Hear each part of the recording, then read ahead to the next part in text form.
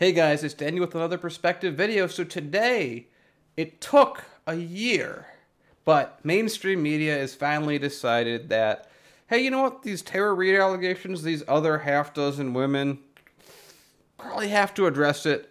Maybe they took our advice on the show a couple days ago, but I doubt it, especially when you see how they're planning this. Let's take a look. Even though Bernie Sanders has suspended his presidential campaign, states are still voting.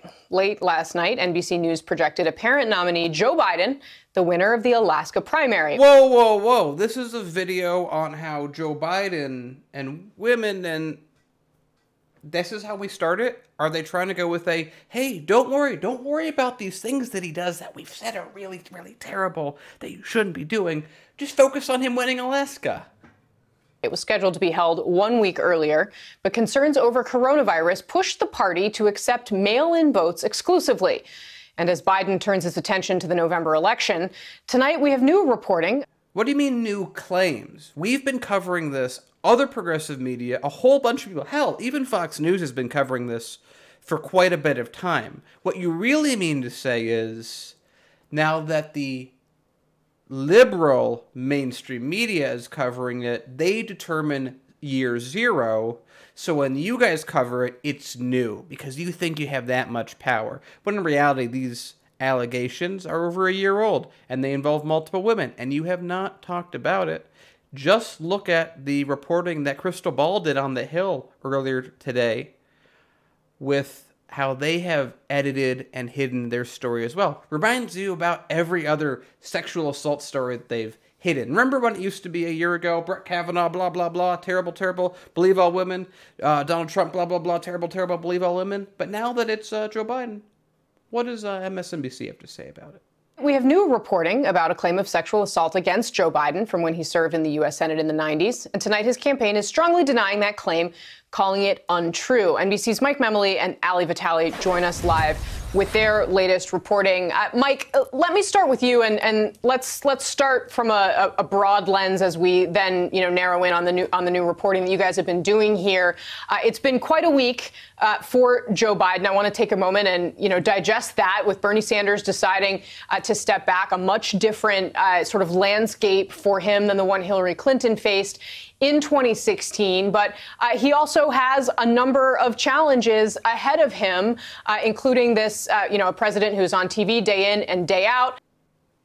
Wait, isn't this entire segment supposed to be about the sexual allegations? We're a minute in and they're still talking about completely unrelated stuff. Maybe they'll get into it in the next 5 seconds. There's no way that they would wait like 3 minutes after the clip starts to bring it up. We will see. It looks like they're just doing a little damage control. Preemptive damage control, one after the other. As well as what you guys have been working on. This allegation. Can you walk us through kind of where the campaign stands right now, what their thinking is in terms of how this is all going to unfold in the coming months? Well, Casey, to state the obvious, that this is not the kind of campaign that Joe Biden thought he'd be running at this stage. I think those women have similar complaints as well, only not with campaign, but with internship or employment under one Joe Biden. It is interesting to note that Joe Biden can now lay claim to being the apparent Democratic nominee at an earlier state than anybody since John Kerry in 2004. We'll remember that Barack Obama in 2008 and then Hillary Clinton in 2016. It took until June or even later in the case of Hillary Clinton for them to really have that moment where they were in the minds of Democrats widely seen as the nominee. You know they're still going to blame Bernie anyway when he doesn't win. They say it now. They don't mean it later. But now, of course, Joe Biden is campaigning from his basement in Wilmington. I'm coming to you from my apartment here in Washington. This is all a very different setup. But the challenges are the same for Joe Biden at this point. One is he has to work very hard to unite the Democratic Party behind him. We've seen him attempt to do that, including this week, by embracing some policy proposals that were at least a nod towards the progressive wing in the party. And this. When I pass someone on the street and I nod to them as a sign of acknowledgement, they aren't my friend. Just as Joe Biden nodding to progressive doesn't mean anything else, doesn't mean anything special. We're going to talk about it on the show as well, but his policies are actually worse than Hillary Clinton's. In this case, this week, dealing with a form of a free college tuition and relieving student debt. Even this guy can't believe what he's saying. He also has to choose a running mate, of course, and that's going to be something that we talk a lot more about in the coming weeks as Biden is set to announce his formal vetting committee, the team that will help him go through that process. They're also not seeing money raised in the same way that it usually is. And so the Biden campaign has been working to try to get him out into different forums, different venues via the technology that we're all using at the same time. But clearly there's a lot of learning process still underway in that regard. Ali Vitale, let me go to you on this story that you and Mike have been reporting out. I know you and NBC News spoke with Tara Reade on multiple occasions. We are 3 minutes into this video, and finally the subject of the video is discussed. We're literally 3 minutes in to a 5-minute video.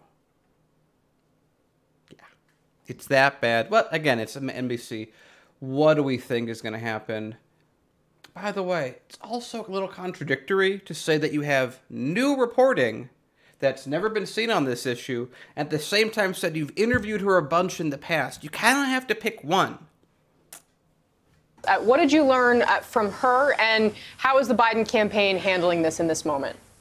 But the most important thing is, how is the Biden camp handling this? Now, this is the same news organization, again, that when it was Republicans, it was, we need to believe all women. Now, again, I'm not really making any other point except the blatant and obvious hypocrisy that is seen here. That when it's someone that's on the other side, attack him, attack him, attack him. And again, Fox News does exactly the same thing.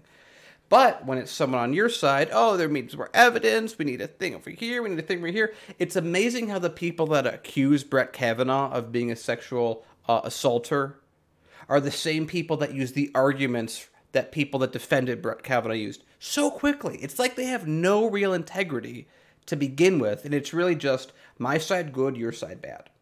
Yeah, Casey, Tara Reade was a staff assistant in Joe Biden's office from December of 1992 until mid-1993. During that time, she says that she was sexually harassed and sexually assaulted by the then senator. And this is a story that has evolved, Casey.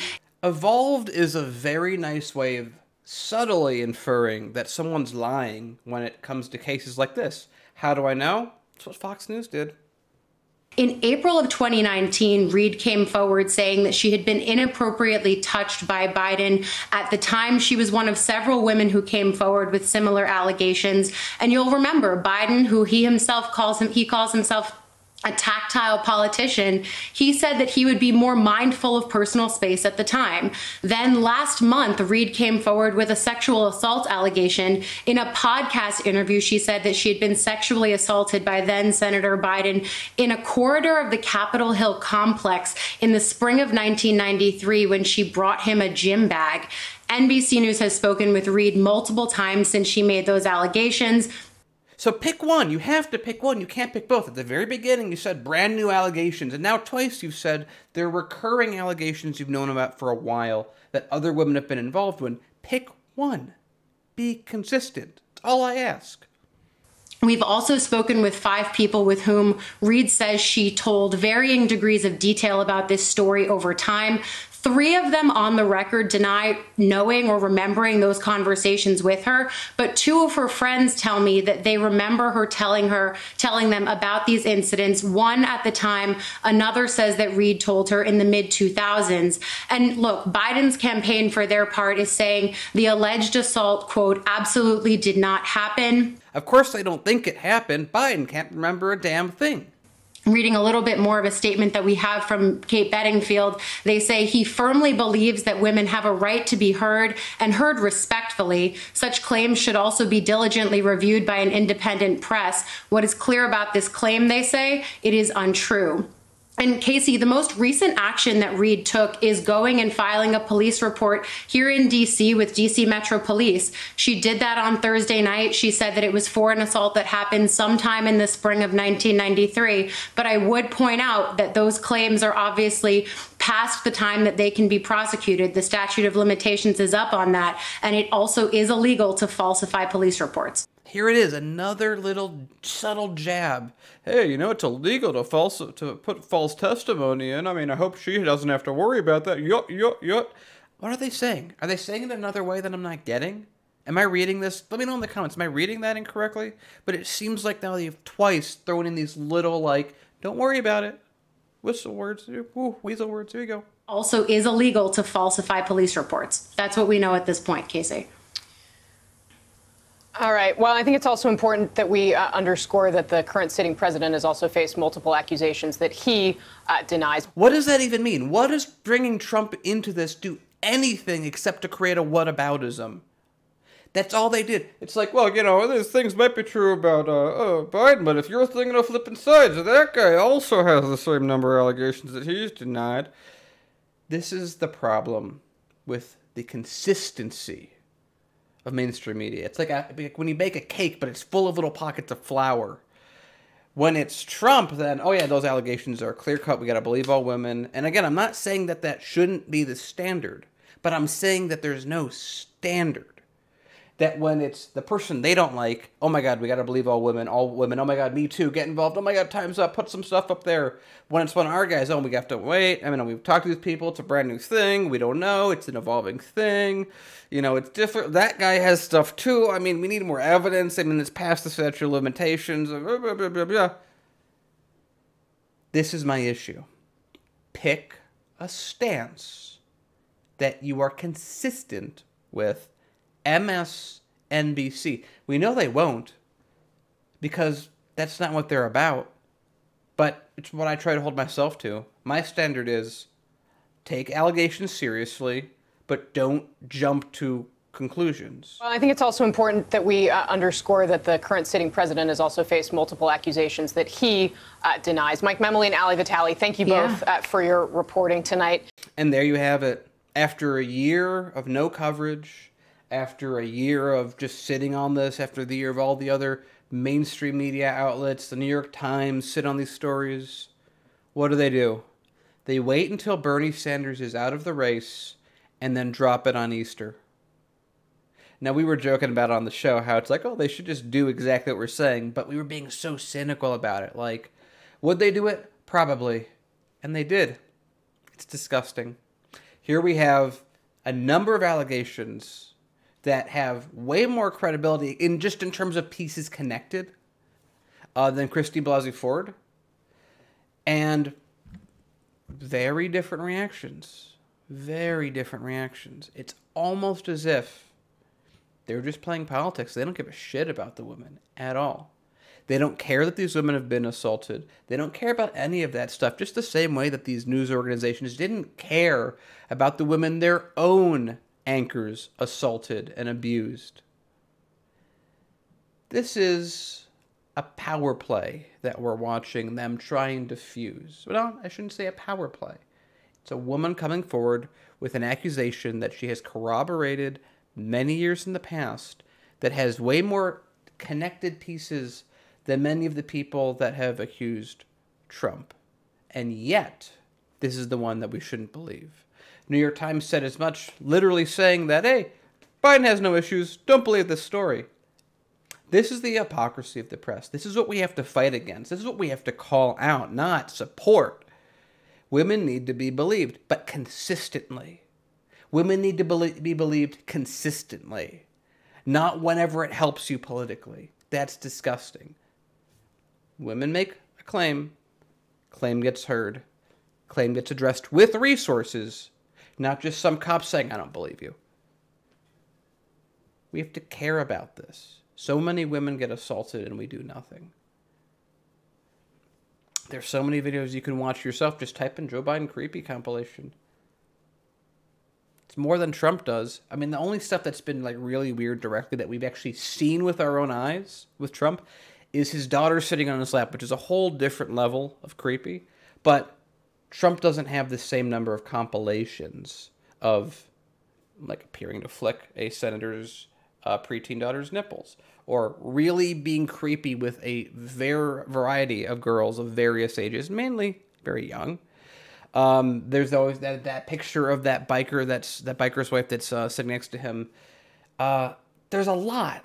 with Biden. And for his campaign to basically chuck it up to, well, he's very handsy, but he'll try to be a little less handsy. That's not enough. It's not consistent. It's not something you would accept Trump to do. So set a standard and stick with it. That's all, guys. I'll see you on the show.